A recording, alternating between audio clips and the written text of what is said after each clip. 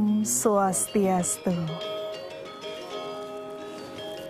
Iya pemirsa TVRI Bali dimanapun berada, berjumpa kembali bersama kami dari kantor wilayah Kementerian Agama Provinsi Bali. Tentunya sangat sempurna bahagianya hari ini di sini telah hadir beliau Dr. I Gusti Made Sunarte SAG MM. Beliau adalah Kepala Kantor Wilayah Kementerian Agama Provinsi Bali. Rahayu Aji. Rahayu, rahayu. Inggih, senang sekali nggih hadirnya beliau ini, inginnya agar mampu berbagi di tengah-tengah kami semua, mengingat beberapa hari ini akan datang Hari Raya Siwaratri ya Ji. Iya. Iya, beliau yang dulunya memang sudah melanglang buana, jadi di Kementerian Agama niki mungkin sudah hampir semua jabatan pernah beliau lalui, dan kali ini beliau kembali ke Bali menjadi Kepala Kantor Wilayah Kementerian Agama Provinsi Bali. Iya, hari ini kami ingin mengangkat topik tentang Hari Suci Siwaratri Aji. Nah, tentunya Aji memiliki dasar pemikiran bagaimana sesungguhnya pelaksanaan Hari Suci Siwaratri tersebut. Terus saja.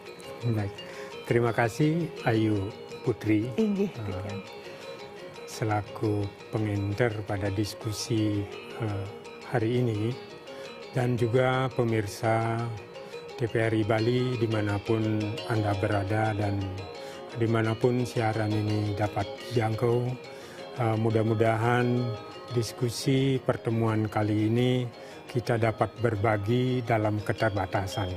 Tentu saya juga terbatas dalam pengetahuan ini, karena jika kita berbicara tentang agama Hindu, itu memang karena memang ajarannya sangat universal.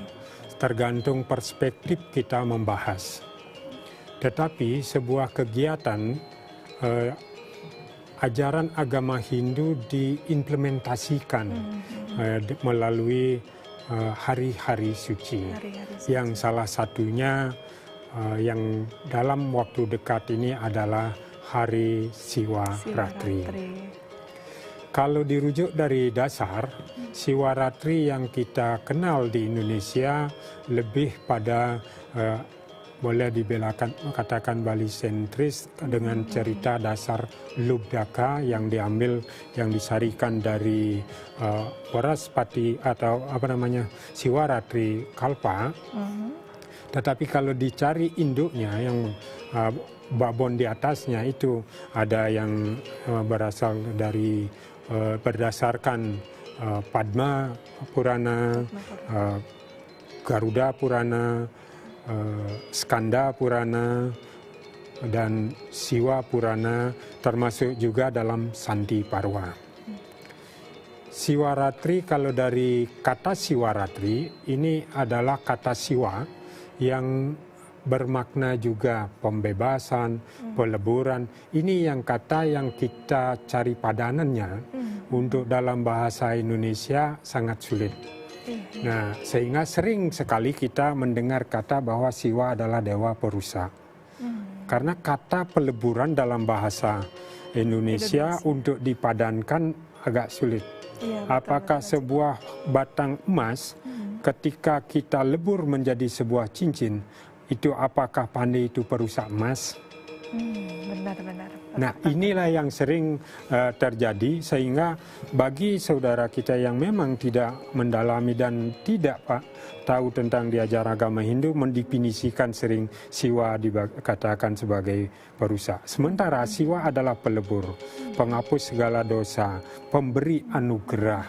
Dan dalam konsep Siwaistik, Siwa sendiri adalah Tuhan bagi umat Hindu.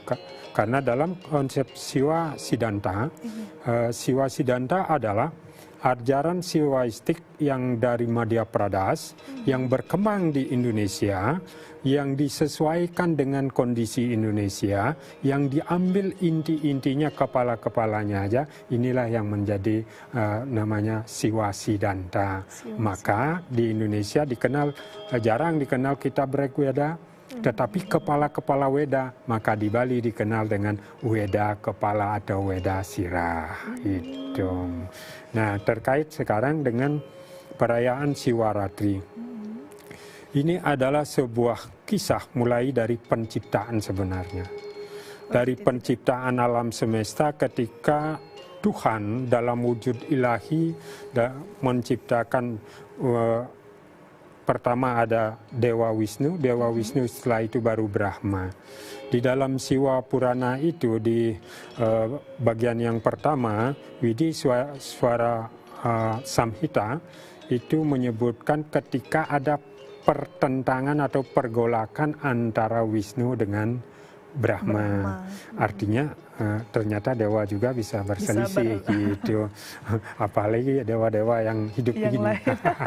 Nah, itu artinya bukan berarti itu yang kita ambil, tapi bagaimana Siwaratri ini bahwa pergolakan hidup kita sebenarnya, pertentangan hidup kita yang ingin kita carikan solusi. Solusi, termasuk pergolakan diri berarti aja ini. Justru kenapa manusia ini kalau dilihat dari misalnya Sarasa Muscaya, kan ikang darmo ngaranyo tunin maro riswarga iko kadi gatinin perau ananunin baniaga nentasi.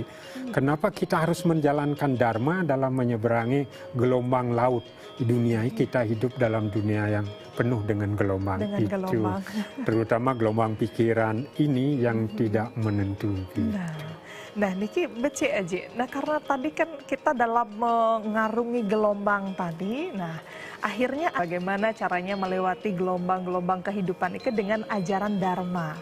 Nah, mungkin aja kan kita kaitkan dengan perayaan Hari Siwaratri, tiba-tiba muncul satu hari yang mungkin kaum muda banyak menganggap dengan begadang di malam Siwaratri ini akhirnya bisa menebus semua dosa-dosanya. Nah, mungkin bisa Haji lebih menjelaskan bagaimana pandangan tersebut. Ayo, terima kasih. Walaupun dalam waktu yang sangat singkat sekali. Saya ingin sih menceritakan yang dimuat di dalam kitab Siwa Purana Widya Swara Samhita itu ada 3 bab.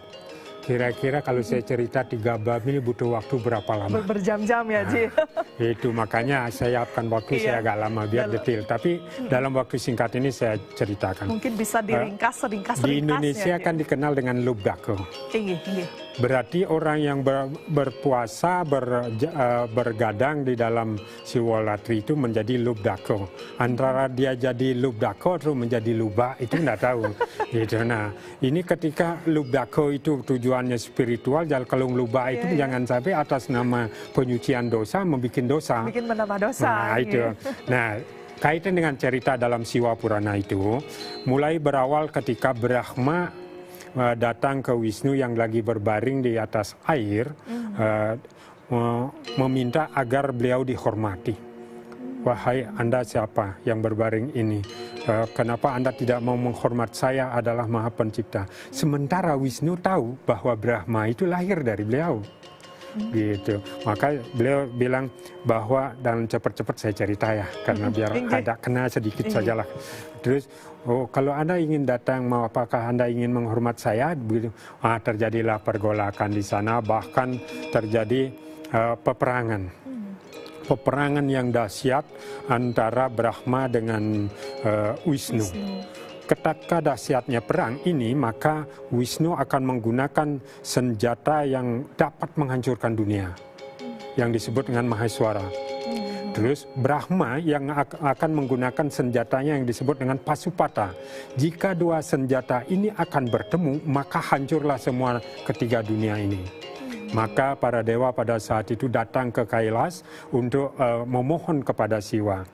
Tetapi karena ini adalah juga ilusi dari Siwa. Siwa itu sudah tertawa melihat dari dua dewa ini lagi berperang. Nah, dalam waktu tertawa ini di pusarnya Siwa ada yang bunga namanya bunga kentaka. Jatuhlah melalui proses ribuan tahun untuk mencapai dunia. Tetapi karena takut, karena kedua-duanya melepas senjata ini, maka kalau ini bertemu berarti hancur semua ketiga dunia ini. Berarti dunia yang alam semesta hancur, langit hancur, dan surga pun akan hancur. Untuk mengatasi itu, Siwa mengambil wujud ilahi. Menjadilah beliau sebuah api atau sinar yang sangat tinggi. Muncul di pertemuan antara senjata ini. Maka kedua para dewa ini jadi kaget. Apa sebenarnya? Ketika itu beliau, karena seharusnya senjata ini menghancurkan dunia, tetapi hanya sinar ini, dalam bentuk sinar ini tidak bisa hancur. Bingunglah. Sepakat beliau. Bagaimana kita bersepakat untuk Brahma disuruh mengecek ujungnya atas, Wisnu mengecek bawahnya, pangkalnya, maka Wisnu berubah menjadi babi hutan Waraha, Brahma menjadi angsa. Angsa ini naik terbang dan babi ini turun ke bawah dengan ratusan tahun tidak ketemu. Dengan jalan yang melelahkan, Wisnu kembali. Brahma juga naik ke atas, tidak ketemu. Tetapi di tengah-tengah ketemulah yang tadi bunga jatuh itu. Maka ditanyalah Kentaka, wahai kamu siapa? Dan dari mana? Loh, saya sendiri tidak tahu asal saya. Saya berada sudah jatuh di tengah-tengah sini. Kira-kira kamu tahu nggak? Ini di mana ujung ini? Dan saya berposisi di tengah-tengah. Maka beliau, kalau begitu saya minta tolong kepada kamu. Dengan sampai bersujud bersembah dia minta tolong Brahma ini, tolong nanti kalau ditanya bahwa katakan saja saya sudah sampai di ujungnya. Cepat cerita, turun beliau, maka ketika itu saat itulah Brahma minta dihormati oleh Wisnu. Karena Brahma menganggap dirinya sudah sampai di atas. Buktinya untuk saksi ini Ketaka benar gitu. Nah, dengan demikian, begitu Wisnu mau menghormat kepada Brahma, muncullah Siwa dari api ini. Maka ketika muncul Siwa ini menyebutkan bahwa, wahai Brahma, begitu karena ingin dihormati, kamu harus menggunakan segala cara. Maka dari Siwalah lahirlah Bhairawa. Bhairawa hanya ditugaskan untuk berbakti dengan pedangnya. Maka ditebaslah kepala Brahma itu yang mengucapkan kata-kata tadi. Maka Brahma menjadi berkepala 4. Dalam kondisi ini, maka Wisnu bersujud kepada Siwa bahwa dengan baktinya beliau, karena engkau wahai Wisnu, karena engkau sangat setia dan bakti untuk menegakkan Dharma, maka engkau saya beri posisi yang sama dengan saya. Maka kayangan Siwa dengan Wisnu itu boleh satu. Maka di zaman Bali, disebut dengan kayangan. Sering disebut dengan Purwodalam, di dalam ada pemujaan Barong, ada pemujaan Siwa. Nah, dari situ Brahma diberi kutukan, kamu tidak boleh dibuatkan tempat suci. Maka Brahma itu dibuat di luar dari kayangan itu.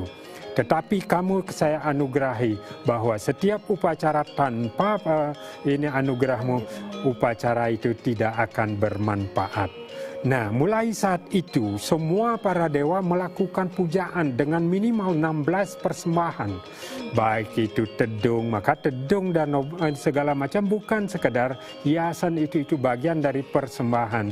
Pemujaan mengagungkan Siwa pada saat itu, itulah yang menjadi Siwa Ratri. Maka Siwa di dalam Siwa Purana itu menyebutkan siapapun yang dengan bakti berpuasa berjagra pada Caturdasi Kresna Paksa akan diberikan 3 anugerah. Anugerah penciptaan, anugerah pemeliharaan, dan anugerah yang lain.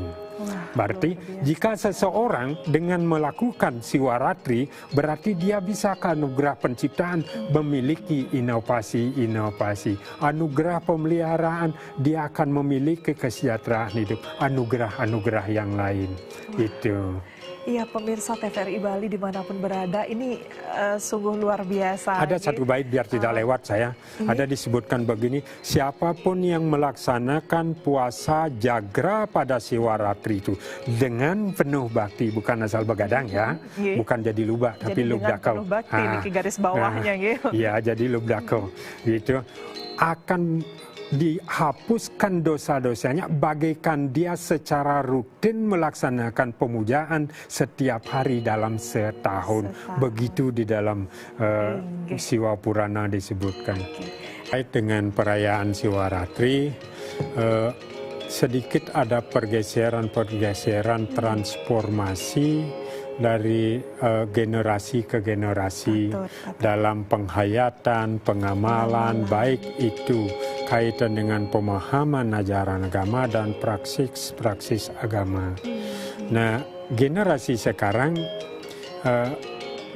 menggunakan intelek, menggunakan logika, dan menggunakan hati terkait dengan beragama. Ketika secara konvensional dulu kita hanya diberikan bagaimana beragama secara hati. Tapi sekarang modernisasi generasi mulai milenial, Gen Z itu kan seakan-akan kalau tidak masuk logika, tidak masuk di dalam intelek itu tidak menjadi sebuah kebutuhan. Bahkan sekarang mengedepankan ilmu dan teknologi. Karena itu yang dianggap memberi hidup. Tapi ingat, hidup kita ada badan jasmani dan rohani yang kita perlu hidupkan. Hidup juga bukan hanya di dunia ini. Ada kehidupan setelah kematian. Bagaimana secara ilmu dan teknologi dan logika kita untuk membuat sebuah kehidupan setelah kematian itu. Nah, sementara agama juga mempersiapkan kedua hal ini. Maka tujuan agama itu moksatam jagat hita yacaiti dharma. Terkait dengan Siwaratri, kunci dari Siwaratri adalah terkait dengan bagaimana kita melakukan secara penuh dengan rasa bakti. Nah, bagaimana bakti itu bisa tumbuh? Tentunya dengan kepasrahan dan penyerahan diri. Karena itulah kita dalam pelaksanaan hari Siwaratri ini diharapkan berpuasa, supaya kita paham bagaimana rasanya lapar. Itu bukan menahan lapar saja, bagaimana sebuah vibrasi atau energi yang berkembang ini bisa terserap di dalam diri kita, sehingga jika kita hanya datang begadang, apalagi mohon maaf ini, nah, kalau bawa pasangan, saya tidak tahu apakah antara dia jadi lubdako, apa jadi luka. lubdako ini untuk menghapus dosa malah menambah dosa, mencari binatang yang disebut satwa. Iya, satwa itu disebut dengan binatang. Bisa terjadi hal-hal malah bukan melebur dosa, ya menghambur dosa jadinya malahan. Nah, ini mohon nanti kalangan muda mungkin agama itu siapapun yang mempraktekkan dengan penuh rasa bakti, itu dia akan mendapatkan transformasi tersendiri. Diumpamakan di dalam agama itu bagaikan seorang yang menyalakan lilin di dalam sebuah periuk, hanya periuk di dalam saja yang terang, tidak menerangi di pinggirnya. Iya. Nah, inilah model pelaksanaan agama di dalam agama Hindu. Seorang ayu wajahnya terang, tetapi tidak tahu di dalam hati terang atau tidak. Nah, itu yang tahunya ayu sendiri. Itu untuk menerangi hati, itulah agama Hindu membuatkan jalan-jalan yang sebagai perayaan, sebagai praksis implementasi ajaran agama. Agar senantiasa eling ya. Iya, gitu.